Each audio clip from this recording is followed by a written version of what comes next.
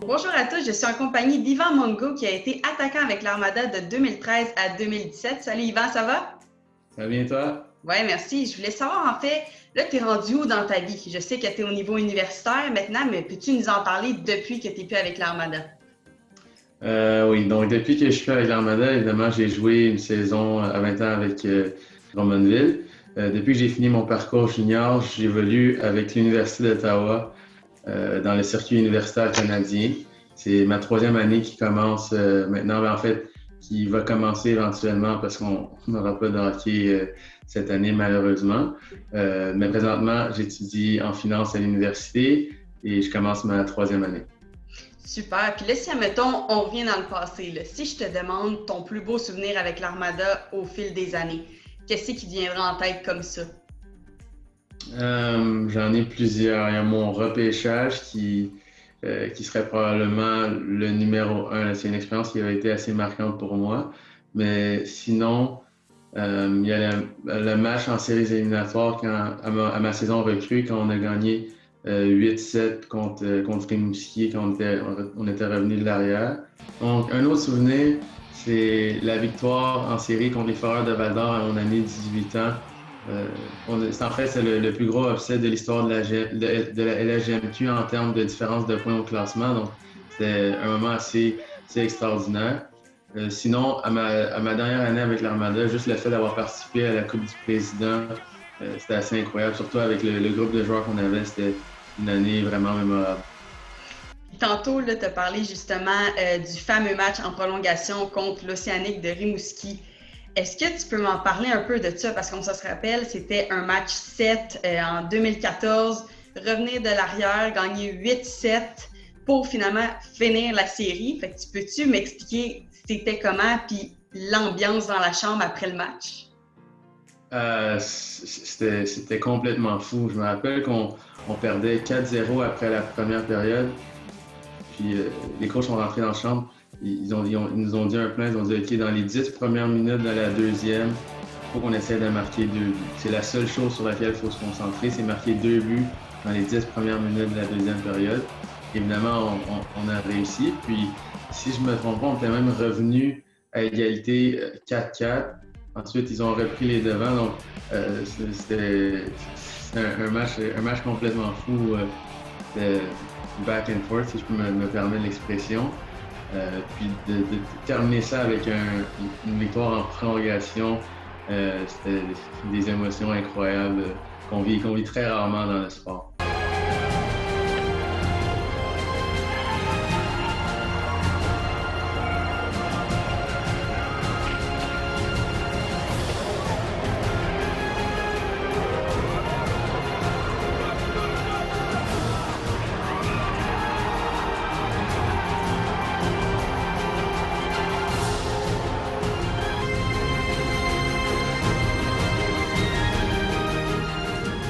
Justement, tu parles d'émotions incroyables qu'on vit au niveau, mettons, plus humoristique, si on peut dire. Est-ce que tu as des anecdotes avec l'Armada, des choses qui t'ont marqué avec tes coéquipiers, avec les entraîneurs?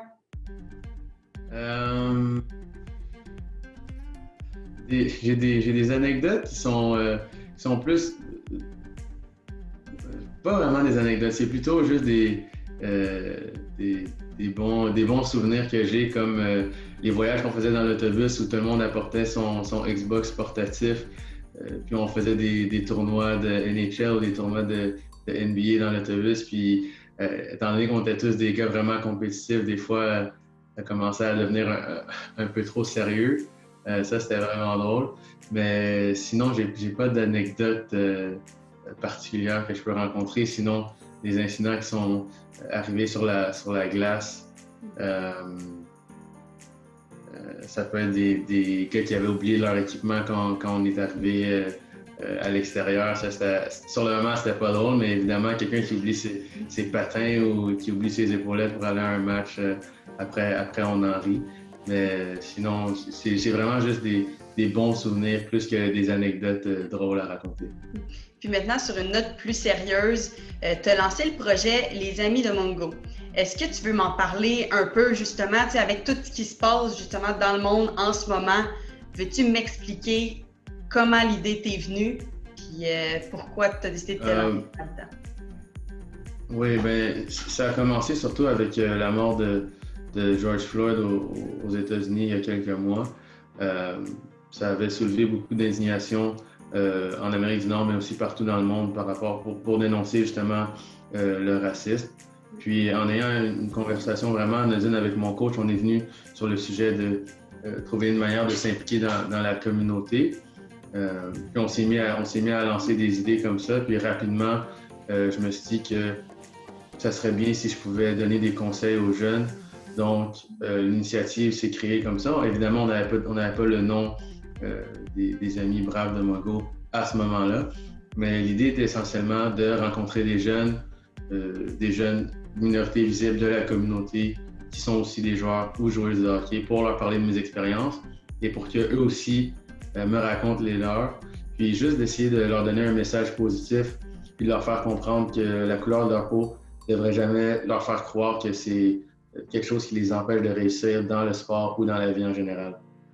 Puis c'est tellement à ton honneur justement de faire ça parce qu'il y a plein de jeunes qui se disent peut-être, voyons, je vois pas ma place dans le monde du hockey quand, tu sais, le hockey, ça va sonner quétaine, dis de même, mais tu sais, le hockey, c'est pour tout le monde. Fait que c'est vraiment à ton honneur, je te félicite énormément pour ça. Puis là, justement, parlant de l'université, tu t'es rapproché de la maison en allant jouer universitaire à Ottawa. Comment ça fait justement de jouer proche de la maison pour une fois? On va se dire que tu n'étais pas si loin que ça à Blainville-Boisbriand et à Drummondville, mais non, quand même. C'est ça. Non, ben j'ai été vraiment chanceux en fait parce que mes parents pouvaient vraiment facilement venir me voir pendant toute ma carrière junior. Mais de revenir à la maison, ça a quand même fait du bien honnêtement. J'habite chez moi présentement. Donc d'habiter avec ma famille, c'est quelque chose qui m'avait manqué quand même. Donc évidemment, le choix était pas trop difficile quand l'Université d'Ottawa m'a approché pour venir jouer avec eux. Je me suis dit que ça allait être une belle opportunité pour moi. Puis je suis vraiment content de mon choix. Il est stoppé par Katerinakis. 3 contre 2 Dubois. À Mongo, il lance et contre. Puis là, au niveau, mettons, plus négatif, le championnat universitaire canadien a été annulé à cause évidemment de la COVID la saison dernière. T'étais où justement quand tu as appris cette nouvelle-là? Est-ce que tu étais avec l'équipe? Puis comment tu as réagi à ça? Tu as travaillé fort toute l'année pour finalement que ça tombe à l'eau. Oui, ben on était à Halifax justement pour le championnat canadien. Je me rappelle que j'étais dans ma chambre d'hôtel avec certains de mes coéquipiers. Puis en regardant sur Twitter, on a vu quelqu'un qui avait écrit que Hockey Canada terminait toutes les activités de hockey, mais nous, on n'était pas certains à savoir si on était associé à Hockey Canada ou non. Donc, on a commencé à texter, à appeler les coachs pour savoir qu'est-ce qui se passait avec le tournoi. Nous, on était convaincus qu'étant donné qu'il n'y avait aucun cas de COVID, je pense, dans les provinces maritimes au complet, à ce moment-là, on s'était dit qu'évidemment, on allait jouer le tournoi, puis il allait arriver ce qui allait arriver après. Oui. Malheureusement, on a eu la nouvelle plus tard dans la soirée que le tournoi avait été annulé, puis c'était vraiment crève-cœur, c'était dévastant comme nouvelle pour moi parce qu'on avait la chance de se rattraper étant donné qu'on avait perdu en finale des séries. On voulait vraiment se rattraper avec le championnat canadien. Mais j'étais surtout triste pour les joueurs qui terminaient leur carrière avec cette nouvelle-là parce que pour plusieurs qui étaient des joueurs de 4e, 5e année, c'est pas tout le monde qui va jouer pro après. Donc de terminer comme ça, ça m'avait vraiment brisé le cœur pour eux. Toi, justement, que ça soit pas ta dernière année, comment, mettons, tu vois ça positivement, c'est sûr, mais toi, après, mettons, si on oublie la COVID, après, tu te vois où après l'université? Est-ce que tu te vois justement aller jouer pro, aller en Europe? Est-ce que tu vas dire, bah, le hockey, c'était le fun, mais je passe à autre chose? C'est où que tu te verrais, mettons, dans 5 à 10 ans? Dans 5 ans, c'est certain que je vais encore jouer au hockey. Pour moi, c'est pas terminé du tout. J'ai vraiment l'intention de jouer pro après ma carrière universitaire. Pour l'instant, je suis pas en mesure de dire si ça va commencer en Amérique du Nord, si ça va être directement en Europe. Ça va être des décisions qui vont se prendre vraiment vers la fin de mon parcours universitaire, donc dans 2 ans à peu près.